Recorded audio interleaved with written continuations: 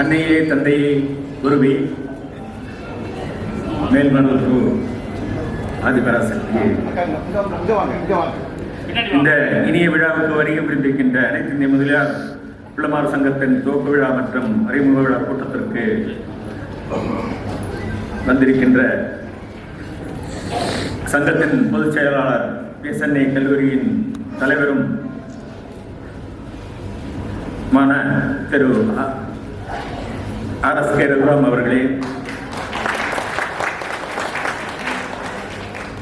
அமைப்பின் அமைப்பு செயலாளர் கடந்த 20 ஆண்டு காலமாக சமுதாய தொண்டே ஒன்றே குறிக்கோளாக ஏற்று வந்து கொண்டிருக்கின்ற முன்னாள் படை வீரர் திரு கோடி ரவிப்பிள்ளை அவர்களே, திருக்கைலாய பரம்பரை 18ஆம் பட்டம் வேளாக்குறிச்சி ஆதீனம் ஸ்ரீலஸ்ரீ சத்திய ஞான மகாதேவ தேசிய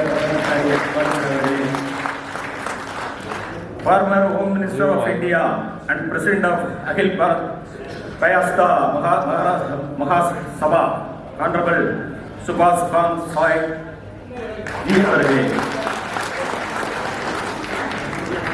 வேல்ஸ் பல்கலைக்கழகத்தின் நிறுவனரும் வேந்தரும் தமிழ்நாடு ஒலிம்பிக் சங்க தலைவருமான அன்பு சகோதரர் ஐசரி அவர்களே,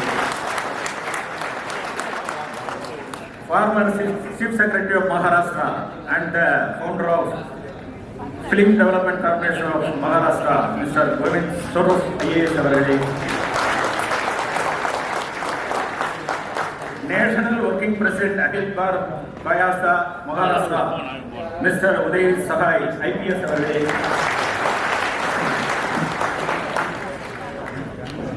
ராஜ் டிவி நெட்வொர்க்கின் நிறுவனர் எம் ரவீந்திரன் அவர்களே,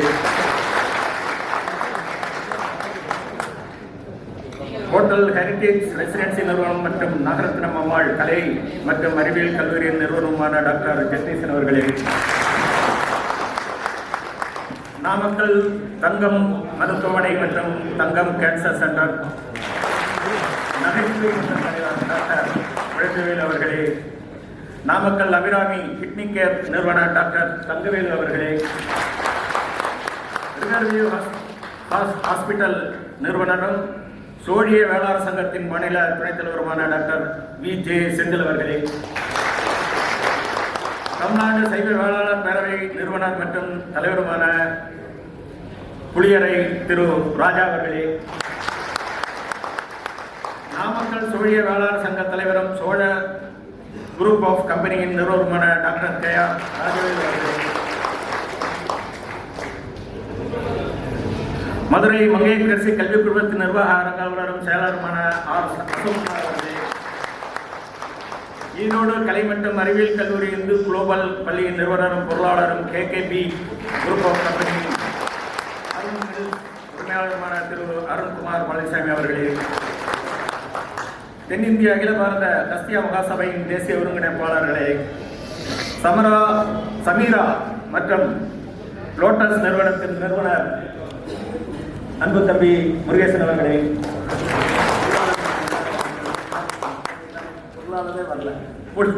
மாநில பொருளாளர் ஐயா எம் ரவி வாங்க, மேல வாங்க, நீங்க எல்லாம் சேர்ந்த இந்த சமுதாயத்துக்கு உழைக்கணும், வாங்க, நீங்க பின்னாடி கொண்டாடி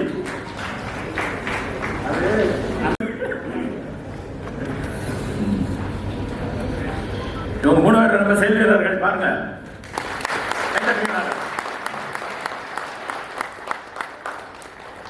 சரி, நம்ம இன்னைக்கு இந்த இனிய விழாவை எதுக்காக கூட்டி இருக்கிறோம் அப்படின்னு சொல்லி நம்ம என்ன செய்ய போறோம்? இது வேற செய்யாததெல்லாம் செய்ய போறோமா?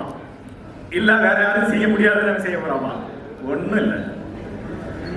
சமுதாயம் உயர வேண்டும், சமுதாயமா எல்லாரும் ஒரே கோட்டில் வரணும். நம்ம பெருமையா வெளியில நிறைய பேர் பேசிட்டு இருக்கிறோம். 16% நம்ம தமிழ்நாடு கணக்கெடுத்து பார்த்தீங்கன்னா 7 கோடி ஜனங்கள், அதுல 16% ஆளுகள்னா எவ்வளவுன்னு நீங்களே கணக்கு போட்டுருவாங்க. இவங்க எல்லாம் தனித்தனியா பிரிஞ்சு அங்கங்கே இருக்கிறாங்க. ஒண்ணு. ரெண்டாவது, நம்ம சமுதாயத்துல வந்து மிகப்பெரிய ஒரு குறைபாடு என்னன்னு கேட்டீங்கன்னா, நம்ம படிச்சிருக்கோம், நம்ம கொஞ்சம் கௌரவமா இருக்கிறோம். நம்ம போய் மற்றவங்ககிட்ட சண்டைகிட்ட போட்டோம், அவன் சண்டைக்கு வர்றான், அவன் அங்க கம்ப தூக்கிட்டு நம்மளை அடிக்க வர்றான் பக்கத்து வீட்டுல. அதை பத்தி ஒன்றும் கவலைப்படாம நம்ம வீட்டிலேயே இருக்கோம். இனிமே அப்படியெல்லாம் இருக்காது. சமூக பாதுகாப்பு இந்த சமுதாயத்துக்கு இன்றைய அளவில் நம்ம தேவை. சமூக பாதுகாப்புனா என்ன? பக்கத்தில் இருக்கிற, நான் இங்க சென்னையில் வசிக்கிறேன், பக்கத்தில் இருக்கிற பிளாட்ல யார் இருக்கான்னு எங்களுக்கு தெரியாது. 500 பேர் ஒன்னா இருப்போம், ஆனா பக்கத்துல யார் யார் இருக்கா என்னன்னு தெரியாது. பக்கத்து வீட்டுல நம்ம சொந்தக்காரர் இருக்காங்க, எதிர்த்த வீட்டுல நம்ம சொந்தக்காரர் இருக்காங்க, நமக்கு தெரியாது. அங்க ஏதாவது பிரச்சனைன்னா கூட நம்ம கதை திறந்து வெளியே வர்றதில்லை. ஸோ அதெல்லாம் இருக்கக்கூடாது. எந்த ஒரு தமிழ்நாட்டில் எந்த ஒரு இடத்துல, எந்த ஒரு குடும்பத்துல, சாதாரண குடும்பத்துல கூட ஏதாவது ஒரு பிரச்சனைன்னு சொன்னா அந்த பிரச்சனைய நம்ம எல்லாரும் சேர்ந்து அந்த பகுதியில் இருக்கிறவங்க போய் சேர்ந்து அவங்களுக்கு ஆதரவு கொடுத்து, அவங்களுக்கு தைரியம் கொடுத்து, அவங்க எங்கெல்லாம் போனோமோ அந்த இடத்துக்கெல்லாம் நம்ம போக, நம்மளும் கூட போய் அவங்களுக்கு ஆதரவாக இருக்கிறது தான் இன்றைய சூழ்நிலை தேவை. அதுக்கடுத்தது பெண்கள் சுய வேலை. நிறைய families middle class, below middle class, அவங்க வீட்டுல இருந்து பெண்கள் வெளியே வரதே கிடையாது. ஏமா ஏன் வெளியே வர மாட்டேங்கிறீங்க? காலம் எல்லாம் மாறி போச்சுமா. நம்ம முன்னாடி இருந்த மாமனாரு, நம்மளுடைய அப்பாக்கள் எல்லாம் மறந்துருக்க. இப்ப நீங்க உங்களுடைய சுயதொழில், நீங்க உங்க கணவருக்கு ஒரு 500 ரூபாவோ 1000 ரூபாவோ நீங்க சுயமா சம்பாதிச்சு குடும்பத்தை காப்பாற்றுல ஒரு பாத்திரம் இருக்கு. அதுதான் எங்களுக்கு அடுத்த நோக்கம். அதனால எந்த அளவுக்கு பெண்களுக்கு சுய தொழில் உயர்வை கொடுக்க முடியுங்கிறத நிறைய வேந்தர் வந்திருக்கிறாரு. அவரெல்லாம் நினைச்சா நம்ம சமுதாயத்துக்கு ஒரு பெரிய விடிவெள்ளி. அது மட்டும் இல்ல, நம்ம நீங்க கை தட்டுறதுக்காக நான் சொல்லல, அவருடைய உள்ள இருக்கு பாத்தீங்களா, இது வச்சுக்க, அந்த உள்ள எல்லாம் சமுதாய மக்களுக்காக உழைக்கணுங்கிற உள்ள இருக்கு. அதை நம்ம எப்படி பயன்படுத்திக்கிறது? எல்லாரும் போய் அவருக்கு ஏதாவது தட்ட முடியுமா? முடியாது.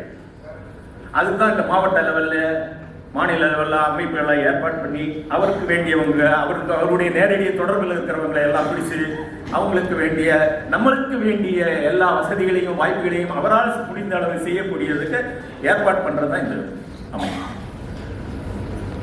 இப்ப பெண்கள் உயர்ந்தாண்டே அந்த வீடு நிச்சயமா உயரும்.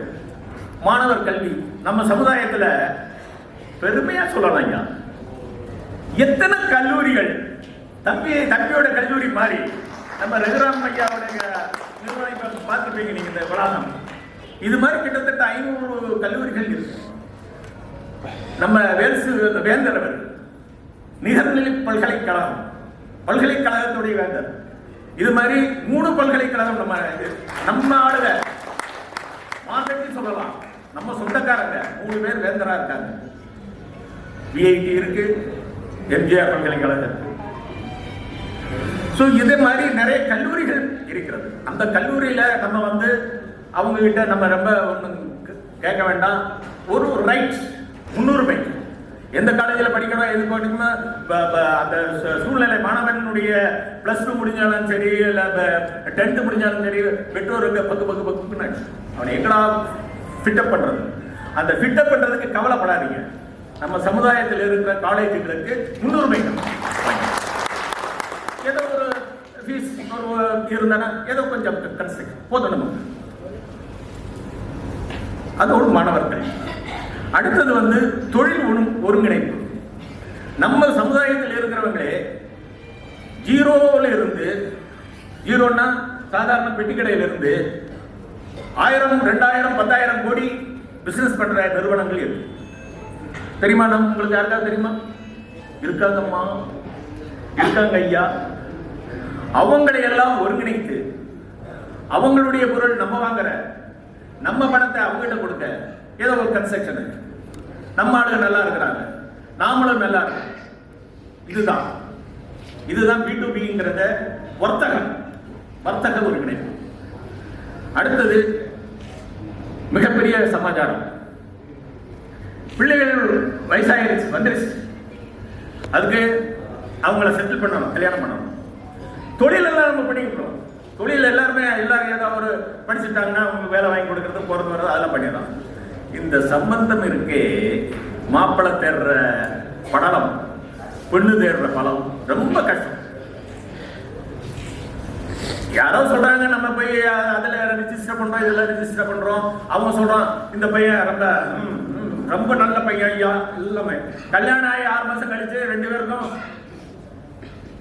அப்ப அவங்ககிட்ட கேட்டேன், அன்னைக்கு சொன்னேன் சார், நீங்க பார்த்து செய்யணும்னு சொன்னோம்ல சார் அப்படிமா.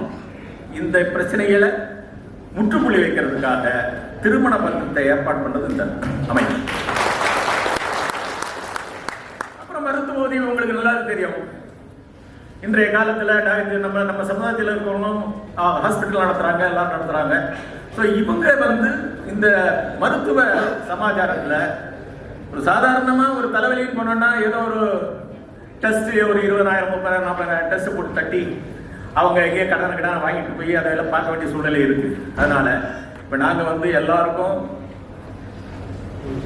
இந்த அமைப்பின் உறுப்பினர்கள் அட்டை வச்சிருப்பாங்க. அவங்களுக்கு அந்தந்த டிஸ்ட்ரிக்ட்ல அந்தந்த ஏரியால இருக்கிற நம்ம சமுதாயத்தை சேர்ந்த மருத்துவர்களை அணுகி அவங்க மூலியமா கொடுத்துட்டோம்னா அவங்கள நீங்க நேரம் போய் பார்த்தீங்கன்னா அவங்க கரெக்டா நம்ம சொந்தக்காரங்க. அதனால இந்த சொந்தங்கள் நீங்க வரையறுத்திருக்கிற அத்தனை சொந்தங்களும் ஏதாவது ஒரு ரூபத்துல இந்த அமைப்பில் பயனடைய வேண்டும் என்று உங்களை அன்போடு கேட்டுக்கொண்டு வாய்ப்புக்கு நன்றி கூறி விடைபெறுகிறேன்.